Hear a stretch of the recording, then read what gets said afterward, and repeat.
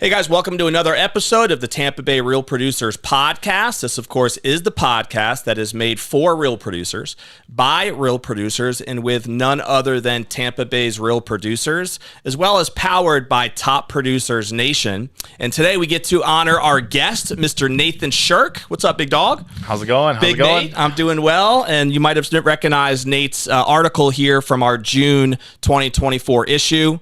Do people call you Nate Dog by any chance? Yeah, I get all sorts of stuff. I got some people whose kids call me Big Nate. You know, there you go, Big Nate. I have a couple Natans that have been friends of mine over the years, and for whatever reason, we always go down the road of Nate Dog. It just seems like it. I don't refer to myself like that, but there you go. There you go. So you might recognize Nathan from our most recent issue. His article is right here, actually, as you can see. Nathan was our featured agent in our June 2024 issue of Tampa Bay Real Producers. And so there's a pretty cool background with Nathan coming from New York, and he has a football coach background, so we'll dive into that right now. But why don't we get started, Nathan, with that for people who might not know your story or anything really about you. Sure. So, you know, I know you grew up in New York, so we'll talk a little bit about that, and then how you eventually got yourself to Florida, and we could talk a little bit about your football background and what that was all like. So why don't we start there? Okay. So I wanted to coach high school football. And right out of high school, I started coaching, and I was like, all right, how can I keep coaching? But coaches in New York don't make a lot of money, so I'm going to be a teacher. I'm going to be a phys ed teacher. Okay. Oh, they really make it big. Yeah. They get paid the same as a chemistry teacher. All right. Right. There you go. So I was a teacher for a while and a high school football coach for 8 years, and then New York State had budget cuts come through, and they cut the last position from every department, and I was the last guy hired. So they cut my teaching position, which was at the time a savings of $28,000 to the district. Wow. And they cut a good month in real estate, huh? Yeah, exactly. Exactly. So they cut my teaching position, and I still coached for a while, but one of my players, his mom was a broker, and she's like, Nate, get your license and come work at the brokerage. Okay. Which that brokerage has since been bought out. But and this was in Western New York, This is right? in Western New York. What town was it? Batavia, New York, right between Buffalo and Rochester. Okay. I got my license, and I started selling real estate in New York for about 3 years. And just when that started to take off, I had just gotten married. It was cold. My wife didn't like the cold, so she's like, we got to go. So I said, well, find a job. She found a job at USF, the St. Pete campus. Drove her down here in her car with a bunch of clothes. She stayed with her aunt and uncle. I flew back home, packed up the house, sold the house, moved down here, and we got an apartment. And that was that the quick, start huh? of the Florida journey. Wow. Yes. So what made you pick this area? Familiarity. She knew the area already. So she went to USF? No, she didn't. She worked at USF, the St. Pete campus. Gotcha. So her uncle lived in Madeira Beach. Her parents had snowbirded down here, so she was familiar with the area. Okay. And I was open for trying anything. So, where did you go to school? College? Yeah. Brockport. Is that Western New York? New York, yes. Brockport. It's a state college. Did you plan on staying local for most part, or did you think that Florida was in your cards one day? No. If the school would have never cut my position, I probably would have never left. So you loved what you did, even though the income wasn't great. I loved it. Yeah. It was awesome. I still miss it sometimes. I don't know if I'll ever get back into coaching, because maybe as the kids get older, but it's very time consuming. Sure. And with the way parents are today, it can be a bit more headaches even than I had to deal with. So did you view the coaching role as kind of your main job, and then the phys ed teacher as a secondary, or vice versa? I viewed the developing the relationships with the kids, and being a mentor and a role model as the main job. So football was my main coaching thing. I coached some other modified sports. I was a coach on the varsity staff. So yeah, I guess I would say I viewed football as the main job, and then the teaching was just how I got paid. Did you play football? I did. Okay. In high school, not in college. Okay. Cool. Yes. So Nathan, by the way, brought me a gift here for the podcast, and it's a beautiful, simple hat. No bad weather is what it says. So I asked him what that meant, and spoken like an ex-football coach, talking about, you know, the mentality of no such thing as bad weather, right? And so if you want to elaborate on that, you can. But I think it was cool because when I think about great football coaches, I think of people that, you know how to shape people's attitudes, right? And obviously your job is to get maximum effort out of your players every game. And of course, our own mentality and our attitudes are going to affect the amount of effort we're willing to give, in that moment. And so great coaches find ways, even creative ways, to be able to create the right environment that produces, the best desired results, right, out of their teammates. And so this was something that resonated with you, I guess, was that motto? Yeah. So it was a book written by a Norwegian or a Scandinavian lady who, she said there's no such thing as bad weather, only bad clothing. And the premise was to get your kids outside. If it's raining, put a rain jacket on them. If it's cold, put coats on them and just get them outside. And so I kind of took that. I was probably listening to a podcast and I was like, there's no such thing as bad weather, only bad attitudes. We were with some friends on a walk and it was raining outside and I just said it randomly and it kind of stuck. This was years and years ago. Like you could still have a good time if it's raining. The weather doesn't behave. It's just your attitude with the weather. And the same thing about problems in life or football, whatever, somebody gets hurt, like who's the next man up. Yep. Just having a positive attitude and mindset and things just happen. They don't need to be good or bad. They just are things. And then you have the opportunity to handle that in a positive manner. Yeah, no, it's awesome. There's an old formula that I was taught years ago, and I can't remember it from a book that I read, or maybe even like a Tony Robbins seminar or something that I went to. It was E equals R plus O, I believe is what the formula was. And hopefully I'm not butchering that, but it was the idea that external experiences, right, or things happen that we can't control, but what we can control is our responses, to that. Plus, of course, what it was external situations plus our responses is what equals our outcomes. Yeah. Right. And that was the O component. And so it speaks to what you're talking about, right? Yeah. Things are going to happen, especially in the real estate world, on a regular basis. Interest rates go crazy. Lead flow dries up. Lead flow goes crazy. NAR drops a different settlement on people, right? Like things occur that you don't really have control over. But what are you going to do to respond to it? Yeah. And the top people, I think, respond in a very positive manner. And I think other people get freaked out a little bit by certain things. Yeah. For sure. The book also influenced my decision. Have you ever heard of Man's Search for Meaning by Viktor Frankl? Yeah. So that was I reread it every year. Yep. And that was a very powerful book for me to realize, like, people went through these horrible situations in the Holocaust. Right. And you can have everything taken from you except for your attitude and how you go about handling that situation. Yeah. So it really spoke volumes to me, and that's how I try and live my life. It's awesome, man. It's a very powerful lesson, and I think a lot of people struggle their whole lives and never really learn it. It's one thing to hear it, yes, but then to actually have it influence how you act is a totally different ballgame, for a lot of people. When something bad does happen. Exactly. Yeah, you can still choose how you. What are your habits? Where do your triggers look like, and where do you initially go emotionally? Yeah. And I think that definitely separates a lot of top achievers from other people. So that's awesome, man. So how long were you an agent in Buffalo or New York area before you came down here? About 3 years. Okay. So were those successful 3 years, you would say? Was it a challenge for you to learn the real estate business? Towards the end, it was a shout out Russ Romano, my mentor back in the day. So the beginning, yes, it was a challenge. And in New York, it's like Florida, you can close a finance deal in 21 days. Yeah. In New York, you're lucky if you hit 60 days. Yeah. We actually have a Buffalo Real Producers and a Rochester one, by the way. Oh, really? Yeah. Okay.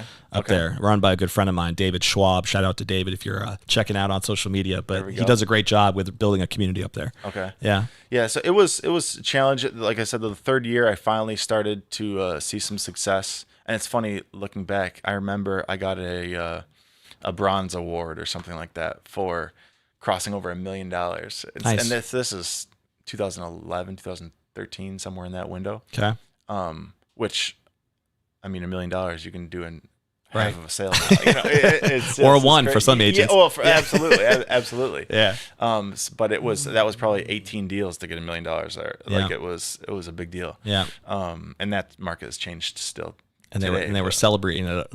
That's interesting as well. Yeah. So then you came down here, and what was that transition like for you to get plugged in right away? Moved down here, and I did not want to get back into real estate. Okay. Because it had been a grind to get built up to where I was, which was still nothing. And so I'm like, got to get back to that $1 million. Yeah, exactly. So what am I going to do? I didn't know. I started working for a company called the Wilbur Group, which is a private VIP services company. So they do corporate logistics, VIP services. Somebody in West Palm wanted to go have lunch in Key West and come back. So I'd charter a helicopter for them. They'd fly down. We'd set up their transportation, take them to the restaurant, get back in the helicopter, fly back. Boom, there's $20,000. Not an income, but like the cost for a lunch date. So a different level of wealth on people.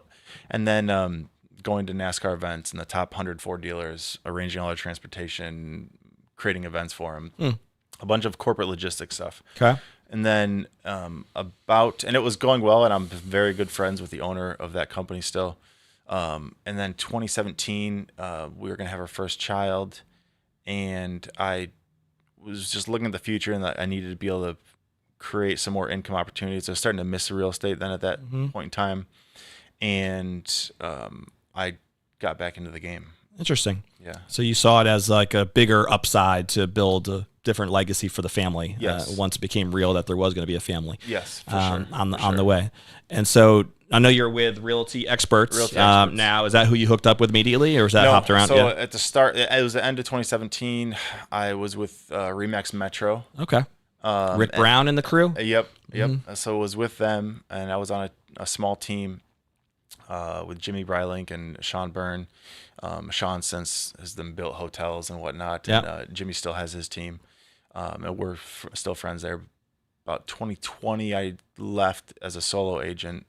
And that is also, I think, the end of 2019, maybe switched over to Realty Experts. Okay. Beginning of 2020, somewhere in that window. Cool. Came to Realty Experts. And I know you broke 20 million, in a year, because it was 2022, I think you said, with over 40, transactions there for the year, which I think was kind of a breakthrough for you. It was. Into your best years. So when you think about how that has evolved, right, your business, what are some of the keys that you feel like had to get put into place for you to start to see that level of growth? One of the keys is time. I mean, I don't always love talking about COVID, but like it was COVID time. My wife was having to work at home. We had 2 kids, and it was helter skelter. Whose job's more important? I have a meeting here. I have a showing here, and I was still taking care of the kids, just essentially doing real estate part-time before that. So we put a plan in place for her to just quit her job and me go all in. And that's when things started really like happening. Yeah. The end of 2020 was when I actually really started being just full-time agent. That's the only way I make a living. Gotcha. And she was able to stop working. So yeah, it's funny how when that decision is made, that's where everything starts moving, right? Yeah, and it's scary. And it's hard. Is scary. Yeah. Like no doubt. There's no safety net there. There's no safety net, and still wanting to do the same job for your customers where you don't need to talk them into a bad situation just so you can get a paycheck, so that way you can pay your mortgage next month. So I was super conscious of that because I hadn't needed to prior to that. So that was in my mind a lot, and I'm grateful I've been able to stay in that position. What has worked best for you, Nate, in terms of just like, by the way, is Nate okay? Do you go by Nate, Nathan, whatever? Okay. Yeah. Do you, what's worked for you in terms of just like your pipeline, your lead flow? Do you have certain strategies that you really have focused in on that you love? Has it been 100% just referrals? Which most people, it takes years to get to that level. If that's the case. But what have been some of the strategies that have worked for you? So when I first started making a little bit of money, I started buying leads. So I bought into Zillow leads, and that was good. I probably broke even on the actual leads in terms of what was purchased and then what closed. But the downstream from that, you hooked up with a couple investors. They give a referral. 10 Zillow closings might actually be 25 closings because of the network. What happens after that. So that was big for me then. I only bought leads for a year and a half. I haven't bought leads since the end of 2022. Okay. And it was really powerful for me to get that little boost. So that was one thing that definitely, I can't pretend that it didn't play a part. And ever since the beginning, I knew I followed like Tim Ferriss and 4 Hour Workweek stuff. And, you know, I was looked at Casey Neistat and all these guys producing content online. I'm like, man, like I still have mixed feelings about the whole 4-hour work week philosophy. You know, it's there's some good there's some great stuff in there. Good principles in there. There is. Yeah. So I don't know if I ever could really buy into like I'm going to work 4 hours this week. No, you know? I think that's just a tagline to no doubt. Like, it does grab attention. I think that is the objective, no doubt. Yeah, it's just like a hook for a video. Totally. The top 3 ways to do something. Something tells me he works more than 4 hours himself. Yeah, for sure, no doubt. So yeah, I just started doing the work, investing back into the business. I stopped buying leads. I would produce my own form of content, you know, taking pictures and videos and where I was eating or what beach I was at, stuff like that. Yeah, I think even the article talks about your Instagram interest or exposure or followers. There's some reference in there I remember seeing about your Instagram approach. And so do you feel like that's been a good platform for you? It absolutely has. It absolutely has. So I do get a solid amount of leads and referrals. Like last couple months, I've closed a couple deals strictly that were from Instagram. I have a couple listings where like I got an email. Hey Nate, I've been following you for a couple of years. You know, I feel like I know you, even though you don't know who I am. I need to sell my dad's condo. I got another guy shoot me a DM. It happens all the time. Yeah. But those conversations started 2 years ago or 4 years ago. Sure. And now it might just start coming through. So, I mean, that's like the game of everything. Everybody wants this quick success. It's not the way it works. It just takes time. I mean, you see me posting a video or somebody posting a video and you think, oh man, I'm going to go do that. I'm going to get my license and start collecting $10,000 checks. Like, it might have taken 3 years to do that. Yeah. So I just started consistently doing that. Anthony Burtonson, his mom was a customer. She followed me on Instagram and we got connected, sold her a house. Her son has a marketing agency that is somebody, there's all sorts of marketing agencies, but they've never actually done it themselves, I feel like. Yep. He did it himself, grew a follower account, and then started a business out of it. And so he's helped me tremendously in my content production. We meet 2 or 3 times a month. We shoot a bunch of videos, and then he posts them, edits them, and all that. So that has been continued growth. But that was really just about 2 years ago. I started having like edited, formalized content being put out there. So in terms of how your business has evolved and changed even today compared to even just 2-3 years ago, right? From the year that we mentioned, I think it was 2022 that you had this spike year. So are you still focused on just like chasing the individual volume for yourself and for your business? Is your vision different in terms of how you want to try to grow your brand or your organization? Are you thinking that you'll build a team one day? Do you not want to build a team one day? What is your thoughts as to like where that's heading? Yeah, that's changed recently even. So I am interested in building a team. I have a small property management company, Sampel Properties, and we manage some vacation houses. Some of them I own, and then some for other people. And I'm in the process of I have somebody that works long-term or short-term rentals. They're all short-term rentals. Okay. One midterm. Okay. So I'm in the process of looking at my time value, and it's easy to see these things. Oh, I can make a few bucks here. Oh, I can do this. But when I just focus on my actual real estate business, which A, makes me the most amount of money, and B, I can actually help the most amount of people, including those people around me to make money. So I'm kind of restructuring and refocusing right now and I'm going to be building out a small team. Okay. To help me manage the workflow, to get a little bit of my life back. Sure. Like I'm a grinder. Like all these hacks and biohacks and life hacks and how to make money. Like I work. Yeah. So I still hold open houses. I still do all that stuff. But realizing to really take it to the next level, I need a little bit more support around me. Do you find that any of the things that you developed through your years of coaching with the football team, is there anything that you take from that you think has helped you in the real estate side? You know, there's a few years we weren't very good, and you get beat up a lot, and you still got to go back to work. Yeah. So the mentality, right? Being able to persevere through adversity has been huge. Being able to pour into other people, I think, is a really I have a long-term view about most everything. Sure, it's great to get one customer today, and they buy a house next week, and you get a paycheck. but being able to build relationships and pour into people, answering questions on DMs, having phone calls with people that could be 10 minutes, but they go for 45 minutes. Giving people real value, not expecting anything in return. And then the people around me, like, how can I help them make money and produce their own high quality of life? Yeah. I just lost my train of thought. But when you say your people, pouring into other people around me on the football team and other coaches, yeah, so that they can be successful. Maybe they go to college and play. Maybe playing football is the only reason that they stayed in school. Yeah. And so now that same mentality, like pouring into customers and people around me, maybe they don't buy something from me, but I can help them through a situation, and it might come back in 4 years. It might not. Yeah. But just really being a source of value for other people. Yeah, I mean that has to be the heart of a good coach, right? That servant leadership mentality of being able to really serve and give whatever your players need to be able to get them to that next level. And like I said before, I think ultimately the main job is to get the best out of your people, right? Yeah. That's all you can ask for. And in the real estate world, especially if you do go down this path, right, of building a team, that to me is obviously a direct correlation. If the goal is to build a team of other agents that you're supporting and serving and wanting to get the best, out of them, so that they're serving and producing at the highest levels, which in turn means that their clients are going to be, happy and served as well.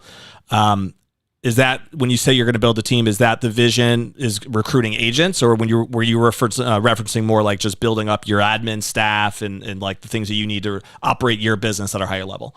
It would be agents. Okay. So I have one admin type person right now, and then the second half of the year, it'll be structured a little bit differently, I think, than a lot of other teams. So I really would like to focus on getting a salaried showing agent, and I'm working out the details. Like, this is in the last couple of weeks. This has been developing. It's early stages. Yeah, it's very very early stages. But getting somebody that likes the idea of real estate, but also likes the idea of just having a consistent job. So being able to have them on salary with bonuses, and they'll be licensed and be able to show. But like, I'm providing deal flow for them. I'm providing coaching, and they get back end support with admin stuff. Yep, makes sense. That is the route I'm looking to do. It probably won't be towards the end of the year until I really look at bringing that person on, because I want to have the ability to start them out like they're going to be getting a salary from the jump. Yeah. So I'm still working out the structure of that. Yeah, no, that makes sense. And that business model, by the way, I've seen other agents take the same path and be very, very, very successful with it. Yeah. And so even some of the people that we've had on this podcast have done a very similar, strategy over time. Hook me up with them so I can pick their brain. Without a doubt. There's a lot of different people that you can talk to that I know have done well with that. So we can have that conversation for sure. Awesome. Let's get a couple minutes here of just some of the personal side for people to get to know you a little bit more who might not know your story at all. So I guess, did you meet your wife at school? Up in up north? Yes. Yes. So we graduated high school together. Okay. And we weren't like close or anything. We got married 10 years out of high school. Okay. Yeah. And you have 2 kids now? We have 2 kids, Steele and Sailor. How old are they? 15 months apart. Steele's 6. He'll be 7 in September, and Sailor is 5. She'll be 6 in December. There you go. So yours are pretty close too. I have 5 kids, all under 10.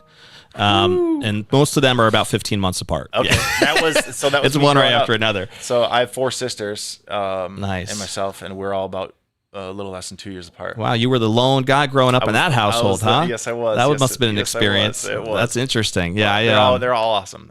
They're very good. Were you the youngest? No, I was second oldest. Okay. Yeah, second oldest. Do any of them live around here? No. So one's in Washington State, 2 are in New York, and one's in Tennessee. Okay. Yeah. Cool. My parents are still in New York, and they come down here part-time. Nice. What do you guys do for fun when you're just trying to relax, when you're not jamming at work? Honestly, hanging out. We like going to the pool. We like going to the beach. Do you live in St. Pete? I live in St. Pete. Okay. In Seminole now. Yep.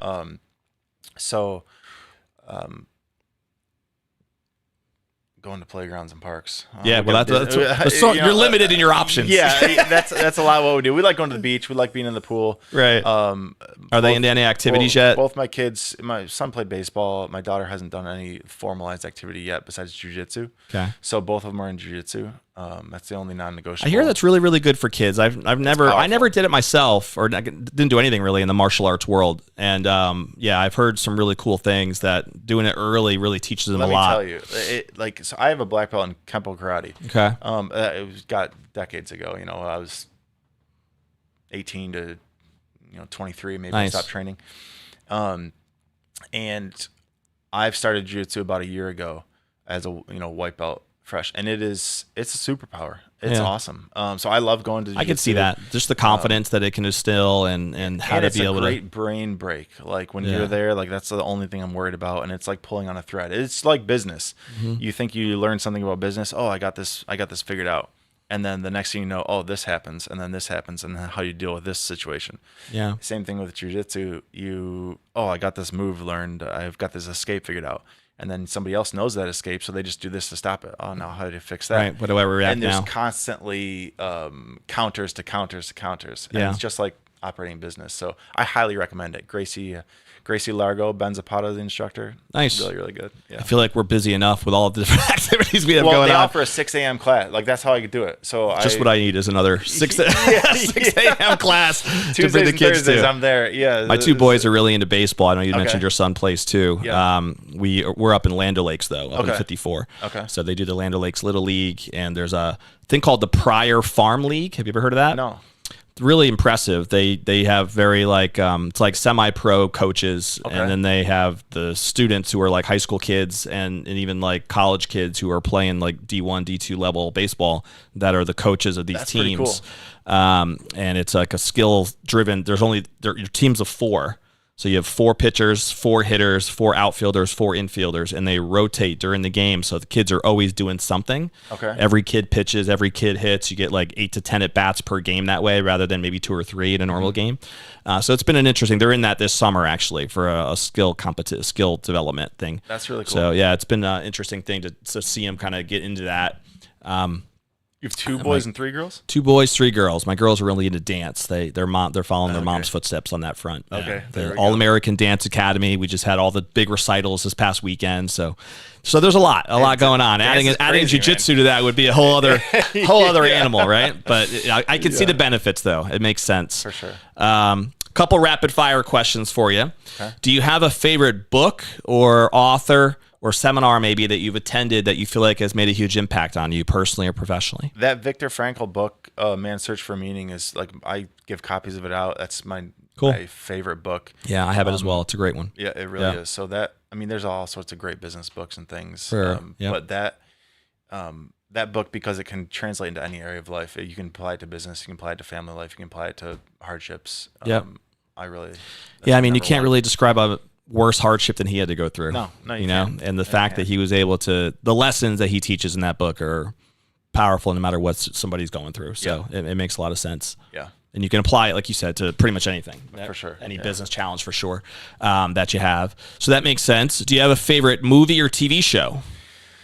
Favorite movie, The Patriot, Mel Gibson. Oh, that's a great one. That's a great. You might be the first one who's brought that up actually on this podcast. It's always been one of my favorite movies. Yeah. So I really enjoy. Better than Braveheart?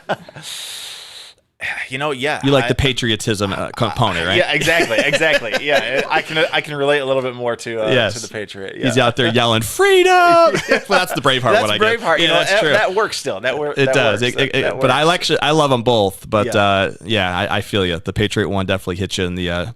It's a good one. Yeah, it has a little bit of everything. It's got the love. It's got the bravery. It's got the sacrifice. That's true. It's got all and his movies aren't short either. They're not. It's a commitment. Yeah, you got to sit down and be ready. Yeah, no doubt. You got to really be ready for it.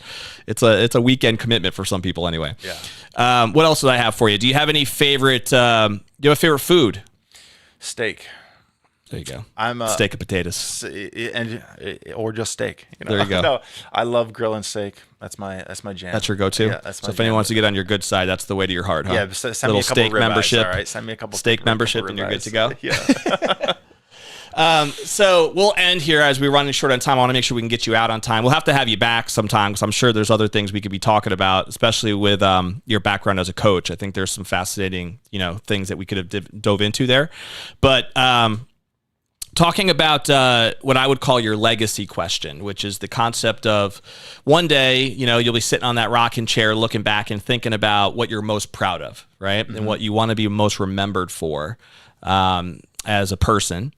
And so what do you think would mean the most to you, Nate, in terms of what you'd want to be most remembered for, what you'd want that legacy to be? The character of my children ranks very high on the list. Yes, I want to give them a head start. I want to be able to do these things financially. I want them to get good grades. But really,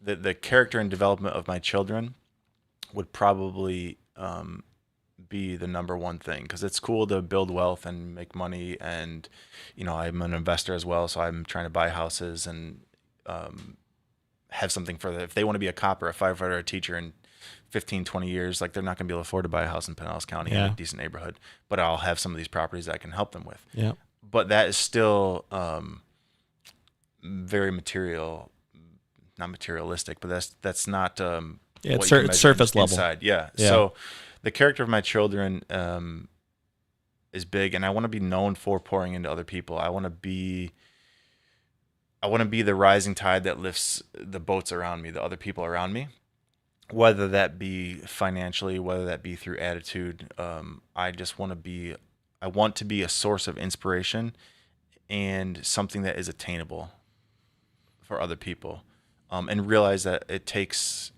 a lifetime. Like, it takes work. There's no quick thing for anything. Just being able to show up every day, give it your best, and then be able to do it again and again and again, and not lose sight of why you're doing it. Totally. It's a good answer, man. It's a very thoughtful answer, which I appreciate. I think we've had a lot of that question to a lot of people, and that's one of the better answers I've heard. So I appreciate you sharing. We're going to put a bow on the episode. And so if anybody did want to reach out to you, Nate, and just pick your brain about your story, about how you got things rolling, about your team building process now moving forward, and wanted to just kind of, it's funny how you never really know who's listening, who's watching. Yeah. There's always different people that you tend to connect with, right? And so somebody might have just simply connected with your story and wants to kind of, pick your brain a little bit more, get to know you more. What's the best way for someone to reach you? You can obviously just search my name. You'll find my cell phone number out there. If you shoot me a DM on Instagram, sometimes those get lost. So sometimes even commenting on a picture or a post, and let me know you want to connect. You can, I think there's a call button through Instagram. So it's Nathan_Shirk_real_estate. So Nathan Shirk Real Estate on Instagram. Just hit me up there. Or Google my name and find my cell phone number out there. There you go. And we'll put that in their description too when we post everything for you. But awesome. We're going to end the episode the way we always do, which is to a challenge to the audience. So whether you're watching live via YouTube or via Facebook, or you end up seeing this on any of our many podcast platforms that are out there. If you don't, by the way, subscribe, just click the button so you can subscribe to the Tampa Bay Road Producers podcast. That way you'll be notified every time a new episode comes out, which is every week. We drop a new episode every Friday. And so, as we always say, like, what is one action step that you can take from this conversation today with Nate that can propel you forward personally or professionally? Maybe you've been somebody who's been struggling with some of the mental health stuff that a lot of people talk about nowadays out there. And a lot of what Nate said was the importance of our attitude, right? Our mentality, the whole message here of no bad weather, right? Has that really been the way you've been living when an obstacle hits you or you feel down emotionally? And so possibly just the, that right there could be a step in the right direction. Identifying that I need to take more ownership of my emotions. There's so much great content out there that you can dive into to try to work on that through. I'm a big fan of some of Tony Robbins' content and some of his stuff, which is very much about managing and understanding your emotional side and being able to control that in a positive manner and harness it for good, right? And so I think Nate is a big believer in that from what I can tell. And so, what is it that you can identify with there? Or maybe it's as simple as some business tips that you wanted to pick up, some of the lead ideas that Nate threw out there. Maybe you're somebody who's also in the beginning stages of building a team, and somebody like Nate could be a great resource as well, since he'll be learning and going through some of those early development stages. Or maybe you're a more experienced agent who's done that and been there, and you can share some wisdom to someone like Nate, right? And so whatever it might be, what's one thing you can do to take an action step to be able to move forward personally or professionally professionally. And if you do that, then the time you invested in watching this episode will be worth it. And that's the challenge we always want to leave the audience with. We, of course, will see you on the next episode of the Tampa Bay Real Producers Podcast. We'll see you later. Bye.